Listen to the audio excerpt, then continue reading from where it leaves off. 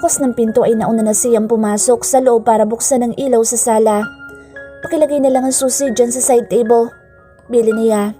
Dumiretso siya sa kusina. She need to drink plenty of water, at least 1 liter, just to sustain all those energy na nawala sa kanya dahil sa nangyari kanina. Halos parang nahaguran ng kung masarap na pakiramdam ang lalamunan niya nang makainom na siya ng isang basong tubig na malamig. Akmanan niyang ibababa ang baso sa lababo nang mag-bounce. Ang puso niya na bigla ay hinapit siya sa bewang ni Hunter at idinikit pa nito ang dulo ng labi sa kanyang leeg. Nagutom ka ba, honey? Sorry. His voice is now in low tone as if he was talking in a baby. Bitaw! Inis niyang baling dito. Sa pagkabigla ni Hunter ay medyo lumuwag ang pagkakahawak sa bewang niya. But their body are still so close that she can even see the pair of eyes that totally melted her in just a simple glimpse. I'm sorry about what happened. Hindi ko alam na pupunta siya. Ito na ang bumasag sa katahimikan nila. Buti naman at nakaramdam. Umuwi ka na. Baka hinahanap ka na ng asawa mo. Pagtataboy niya dito. Kumunot ang noo nito at mariin siyang tinitigan na hindi pa rin humihiwalay ang mga kamay sa likuran niya. Sinong asawa? Takang tanong nito sa kanya. Painosente panloko. Ikaw lang naman ang hinihintay ko na pakasalan, honey. Dugtong ni Hunter sa sagot nito sa kanya. Huwag mo akong lokohin, Hunter. Hindi ako tanga, okay? Hindi ba't asawa mo yung nagwawala sa restaurant kanina? At may gana ka pa talagang sumama sa akin dito sa apartment at iwan yung magaling mong asawa doon? Malakas at halos pahiyaw na niya itong sinigawan habang pinipilit niya pa rin makawala sa pagkakahapit nito sa kanyang bewang. But his arms and hands are so hard and it is really a fault of being glued in his body dahil sa higpit naman ang pagkakahawak nito sa kanya. That lady, she's Liza. She's nothing at wala kaming relasyon, honey. Paliwanag ni Hunter sa kanya as if maniniwala naman siya sa mga paliwanag nito. Sad niya sa sarili. Lokohin mo lelang mo. Umuwi ka na nga at huwag ka na magpapakita sa akin kahit kailan.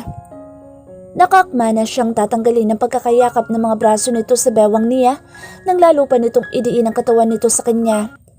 I know you won't believe me, so hindi na ako nagtangka pa na magpaliwanag sa'yo right away. But believe me, wala kaming relasyon ni Liza, honey. Siya lang ito nagpupumilit na lumapit sa akin and we never had any intimate relationship before. Nakita niya pang bahagyang itinaas nito ang kanang dulong parte ng labi nito na lalong nakapagpainit ng ulo niya. Bitiwan mo nga ako, Hunter! Galit na talaga siya. Namumula na ata ang mukha niya sa inis. Idagdag pa na nako-conscious siya sa itsura at posisyon nila ng mga oras na iyon. Don't you still believe me, honey? Parang nauubos na ang pasensya nito nang titigan siya. Hindi. At kahit kailan, hindi na ako maniniwala sa'yo. Liar! Asik niya dito. Hindi niya alam kung tama pa ba ang sinasabi niya dito o maging ang reaksyon niya. Pero parang nagsisi ata siya sa huli niyang sinabi at biglay nag-iba ang aura titig nito sa kanya. Kung kanina ay parang naglalambing ito sa kanya, ngayon naman ay para itong nakasaksi ng kung anong nakakarimarim na eksena sa TV. At bigla ang pagkunot ng noo nito kasama pa ang kilay. At sa isang iglap lang ay binitiwan nito ang bewang niya at inilipat sa magkabila niyang pisngi. Madiin ang pagkakahawak ni Hunter sa mukha niya at naman niya ang pinipigilan nitong damdamin nang titigan siya nito sa mga mata. Wala na siyang nagawa ng mabilis nitong angkinin ng mga labi niya. Mabilis at parang nagmamadali ang ginagawa niyang paghalik sa kanyang labi. The same intense nang una siya nitong angkinin. Muli, nagbalik ang alaala ng gabing iyon. Maybe it was a week ago but the emotions that she felt during that time were surely engraved in her mind and it will always go back whenever he's around her, keeping and claiming her as if they're together for a long time. Nagiging mapusok na ang paghagod ng mga labi ni Hunter sa kanyang mga labi. Her lips are now swollen at ramdam niyang hindi siya titigilan nito hanggat hindi na naman ito nakukuha ang gusto nito sa kanya. Naalarma siya at bahagya siyang tumigil sa pagtugon sa halik nito at itinulak niya si Hunter sa dibdib gamit ang mga kamay niyang nakahawak sa mga braso nito kanina pa. Hunter. She saw disappointment in his eyes and she knew she's the reason of that. Gabi na, umuwi ka na. Pagpapatuloy niya, mas mainam nang awatin niya ito kaysa saan pa mauwi ang lahat. I won't leave you, Nicole. Mariin itong sagot sa kanya. What? Ano bang pinagsasasabi mo, Hunter? Nagulat siya sa naging sagot nito kaya hindi niya na napigilan na mag-react na naman ng todo. I said, I won't leave you. Sasamahan kita dito. This time, maliwanag na ang pagkakasabi nito sa kanya. Ano? Nababaliw ka ba? Tinaasan niya ito ng kilay pagkatapos.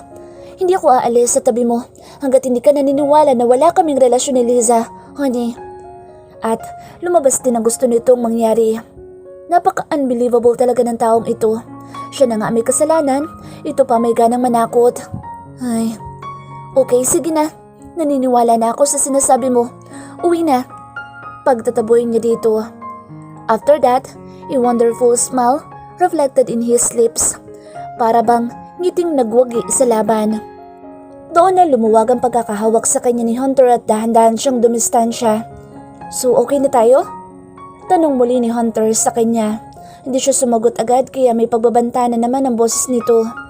Honey, tawag ulit nito sa kanya. Oo na. Tinalukuran na niya ito at bumalik na sa sala. At wala na siyang nagawa kung hindi pumayag sa gusto nito. Para lang matapos na ang lahat at lumubay na ito. Ilak mong mabuti ang pinto, honey. Narinig niyang bili ni Hunter ng saglit nitong sulyapan ang simpleng ngunit cute niyang apartment. If you just accept my proposal. Dugtong pa nito. Alam naman niya ang gusto nitong ipinpoint. Kung pumayag sana siya na magpakasal dito, sana'y magkasama na sila sa isang bahay and she will not be alone anymore. Pero mas gusto pa din niyang ganito na muna sila. If they are meant for each other, it will happen. Hindi nila kailangan magmadali. Total at madami pa siyang hindi natutuklasan dito, katulad na lang kanina. That war freak Liza. Sumibol na naman ang inis sa puso niya pagkaalala sa babaeng iyon. Nagulat na lang siya nang halikan siya ng mabilis sa labi ni Hunter bago ito tuluyang nagpaalam at umalis. Hindi na siya nagreklamo at baka dagdagan pa nito ang ginagawang paghalik sa kanya. Huwag ka nang lalabas, okay? Bili na naman ito sa kanya. Oo na po. Sagot niya naman dito. At tuluyan na nga itong umalis at hindi na siya hiniyaang lumabas ni Hunter para ihatid man lang niya ito sa labas. Naging mahirap ang gabing iyon para makatulog si Nicole. Pilit pa rin bumabalik sa isipan niya ang sitwasyon nila ni Hunter. Unti-unti ay natatanggap na ng sistema niya ang pagbalik nito sa buhay niya. Aminin man niya o hindi, para itong isang gamot na nagbigay lakas sa kanya after 7 years. She was able to smile again, and it is because of him. The way kung paano ito nag-exist sa paningin niya, kung paano ito magsalita kapag kaharap niya, and most especially, kung paano siya nito angkinin. Sa mga yakap, halik at mga titig nito. It made her insane to the point na gusto na niyang kalimutan ng lahat at magsimula na sila ng bagong buhay. Total, may nangyari naman na sa kanilang dalawa. So may karapatan na siyang maging parte ng buhay nito. But every time she thinks of the past, kung paano silang nagkita pagkalipas ng maraming taon, it made her feel hesitate to bring free the feelings that unconsciously growing inside her mind and heart. Even their status, mayaman na ito samantalang siya, just a plain employee of their company. Iniisip niya ang lahat ng iyon, lalo na ang katotohanan na kaya lang siya pakakasala ni Hunter ay dahil may nangyari sa kanila ng gabing iyon. Not because he loves her, and the feeling of pain suddenly approached her. Sa ganoong isipin siya dinalaw ng antok at tuluyang napayapa ang isip. Kinabukasan ay nag-text agad si Hunter sa kanya. Ito pa nga ang nagpabangon sa kanya ng maaga. 5 o'clock pa lang ata ng umaga ay nag-text na ito. Good morning, honey. I hope you slept well. I missed you already. Na-missed? Ay kagagaling nga lang niya dito kagabi. Maktol ni Nicole sa sarili. Like an ordinary day, gumayak siya at nagluto ng simpleng breakfast. A piece of sandwich filled with tuna and egg and 1 glass of juice. Okay na siya sa ganitong light meal. Hindi na rin naman sanay ang sikmura niya sa mabigat na breakfast, lalo na at may hyperacidity siya. After she just finished her breakfast, ay agad siya nag-contact ng masasakyan gamit ang isang app sa cellphone niya.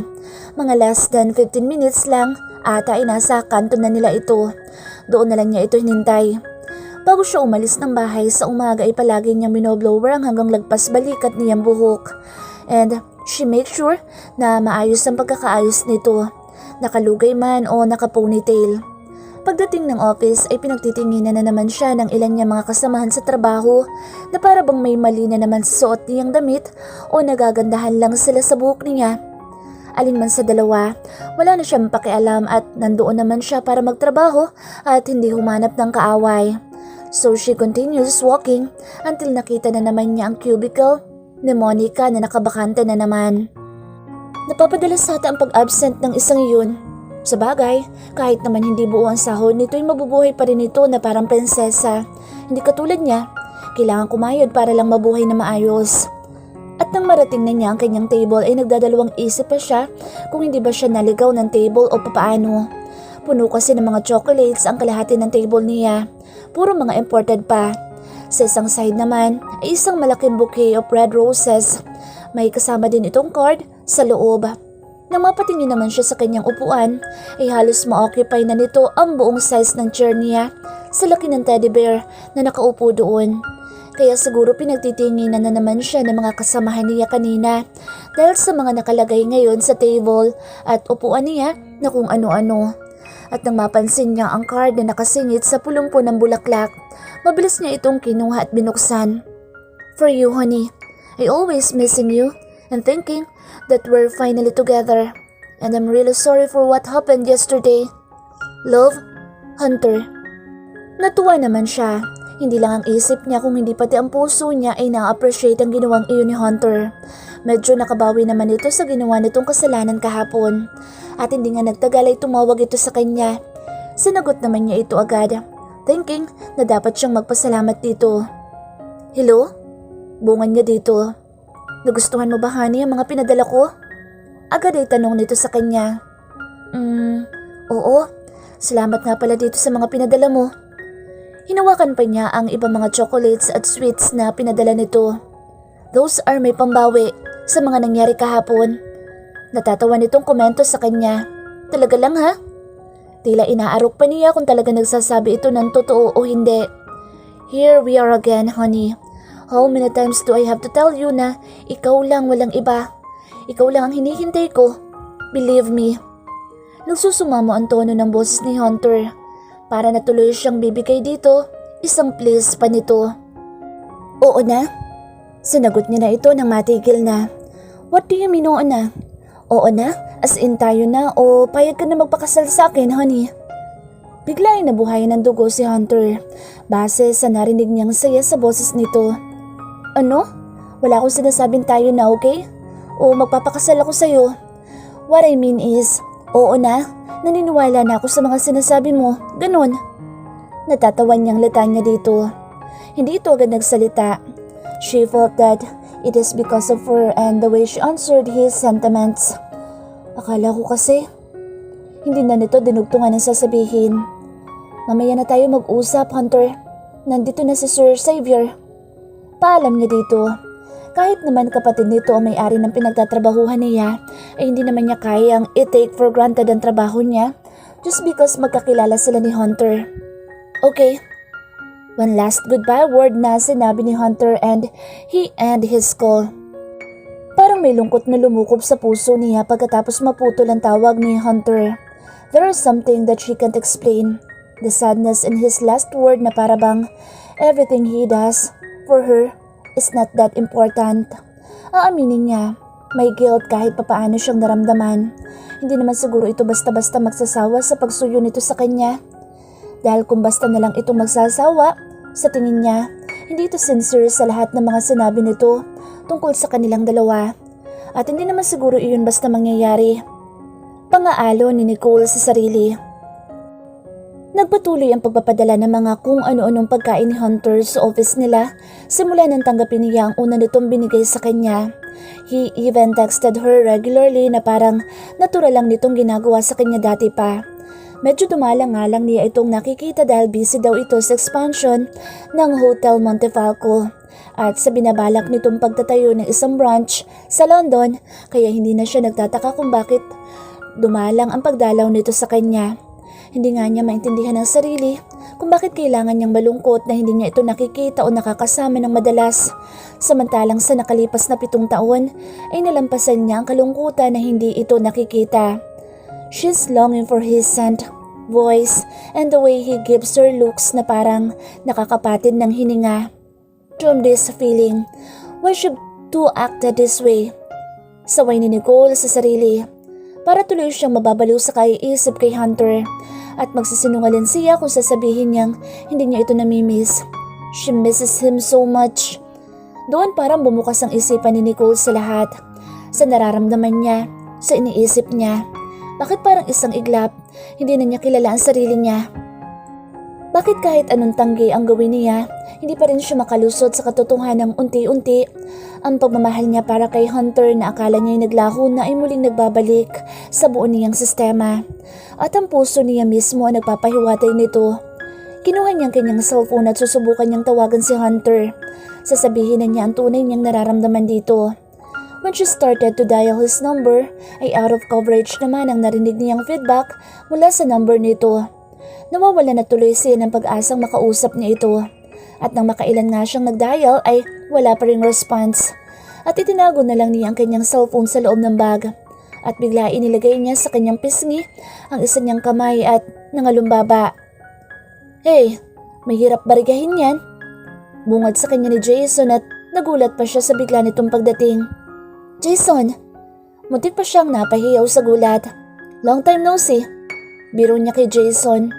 Oo nga, pinagtataguan mo kasi ako eh. Maktol nito. Ako? Pagtataguan ka? Bakit ko naman gagawin yun? Takang tanong niya rito. Malay ko ba? O baka naman may ibang nagtatago sa'yo kaya hindi kita madatnan dito palagi. Pag uwian nyo na? Parang may laman ang sinabi nito. Ha? Wala ah. Tanggig niya dito. Kaya pala palagi may nagdadala dito sa office niyo ng mga pagkain galing kay Hunter Montefalco? Nakaarko pa ang isa nitong kilay habang nagsasalita. Paano kaya nito nalaman ng tungkol doon? Sa bagay, sa dami ba naman ng mga madadaldal at chismosa sa opisina nila? Magtataka pa ba siya kung paanong nakaabot dito ang ganoong balita tungkol sa kanila ni Hunter? Wala lang yun.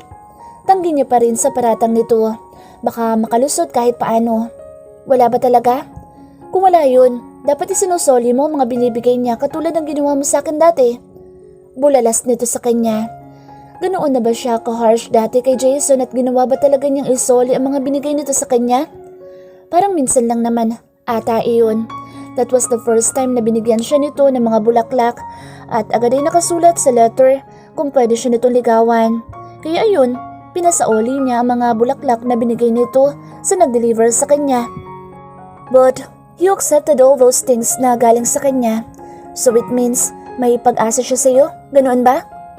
Hindi maubos-ubos ang tanong nito sa kanya. Jason! Tawag niya sa pangalan nito. Or should she say, it's a warning na tumigil na siya sa katatanong ng kung ano-ano tungkol sa kanila ni Hunter. Okay, para pampalubag loob man lang sa pambabastad mo sa akin dati na hindi ko alam ang dahilan.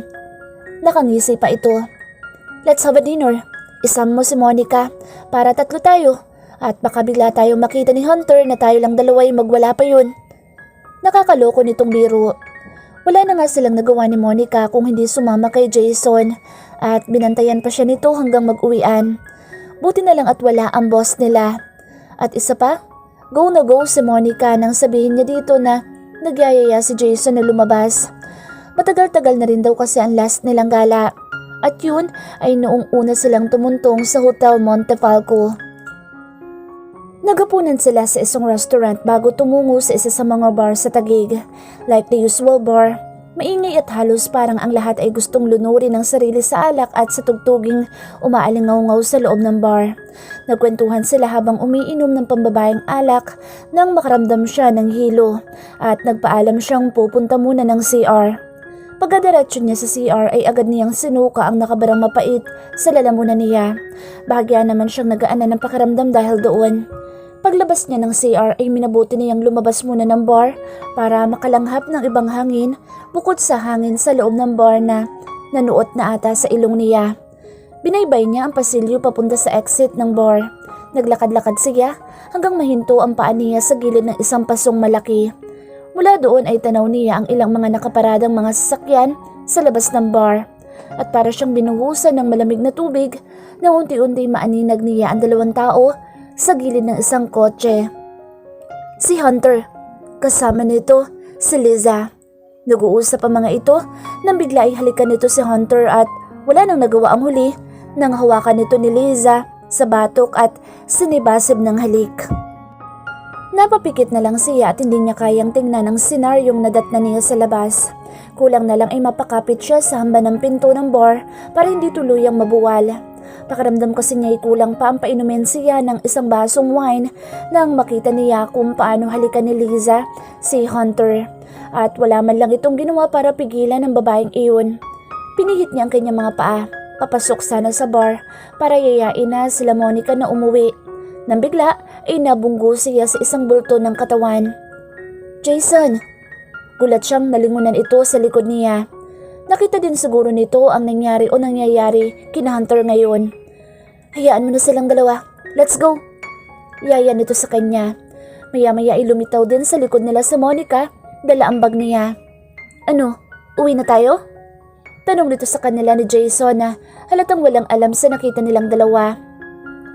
Si Jason na ang sumagot sa tanong ni Monica at mabilis nilang tinungo ang sasakyan nito sa dulong parte ng parking lot. Buti na lang at medyo madilim sa labas nito kaya hindi siguro sila napansin ni Hunter na lumabas ng bar. Habang nasa biyahe sila ay tahimik lang siyang nakamasid sa labas ng pinto ng sasakyan ni Jason. Doon na siya pinaupo ni Monica sa tabi ni Jason at medyo iuunat daw nito ang mga binti nito sa kotse habang nasa biyahe. Kaya nag-request itong walang katabi sa likod. Pinipilit naman niyang binubura ang tagpong nakita niya kanina. Ni sa hinagap hindi niya maisip na gagawin sa kanya iyon ni Hunter. Buong akala pa naman niya ay totoo ang mga sinasabi nito sa kanya kapag kaharap niya ito. Maging ang mga matatamis na salita na sinasabi nito palagi sa kanya. Yun pala ay maging ang tungkol kay Lisa ay pagsisinungalin lang ang ginawa nito. Bakit parang andali para dito na lokohin at magsinungalin? Ganoon na ba talaga kalaki ang nagbago dito sa loob ng maraming taon na hindi niya ito nakita? Ang basta nalang manakit ng kalooban ng ibang tao kahit kailan ito gustuhin? Nanikip na naman ang kanyang dibdib sa katotohanan ng iyon. And she really hated him for that. Buti pala't hindi siya agad pumayag na magpakasal dito. Kung hindi ay baka hindi lang iyon ang sakit na danasin niya sa piling nito. Nang huminto ang sasakyan ni Jason, ay nagulat pa siya nang wala na sa loob ng sasakyan si Monica. Nasaan si Monica? Takang tanong niya dito. Naihatid ko na. Ang akala kasi namin ay natutulog ka kaya hindi na siya nagpaalam sa iyo noong bumaba siya ng kotse. Talaga ba? Ganoon na ba siya kamanhid sa nararamdaman niya para hindi man lang niya napansin na nakababa na pala ng sasakyan si Monica pero hindi niya namalayan? Gusto tuloy niyang pagalitan ng sarili dahil sa ginawa niyang iyon. Nakakahiya sa kaibigan niya. Halos alas 9 na rin ang gabi nang dumating sila sa kanyang apartment. Niyaya muna niyang magkape si Jason bago ito umalis. Pumayag naman ito at nang matanggal daw ang tama ng alak na ininom nito kanina. Kaya kahit masama ang pakiramdam ay tinungo niya ang kusina at pinagtimpla niya ng kape si Jason. Pagpasok niyang muli ng sala ay ganoon na lang ang gulat niya nang makita si Hunter na nakatayo sa gilid ng pinto niya at madilim ang mga mata. Sa gulat niya ay muntik pa niyang mabitawan ang tasang bitbit niya. Sabay pang lumingon si Jason at Hunter sa gawin niya nang maramdaman ng mga ito ang presensya niya. Hindi agad siya nakagalaw sa kinatatayuan niya at bigla ay nagbalik na naman ang tagpong nakita niya kanina sa bar. Ano bang problema ng taong ito? At may gana pa talagang pumunta sa apartment niya pagkatapos ng ginawa nito? Damn him. Jason. Siya ang una niyang tinawag at tumayo naman ito para salubungin siya. Kinuha agad nito ang tasa ng kape na hawak niya at inalalayan pa siya nitong mapaupo sa isang upuan na malapit sa patungan ng TV. Hindi niya gustong mapalapit man lang kay Hunter ni isang segundo at parang gusto niya itong paghahampasin ng kung ano sa sobrang galit niya dito. Buti na lang at naintindihan siya ni Jason na hindi lumayo sa tabi niya at hiniyaan lang siyang tahimik na makaupo.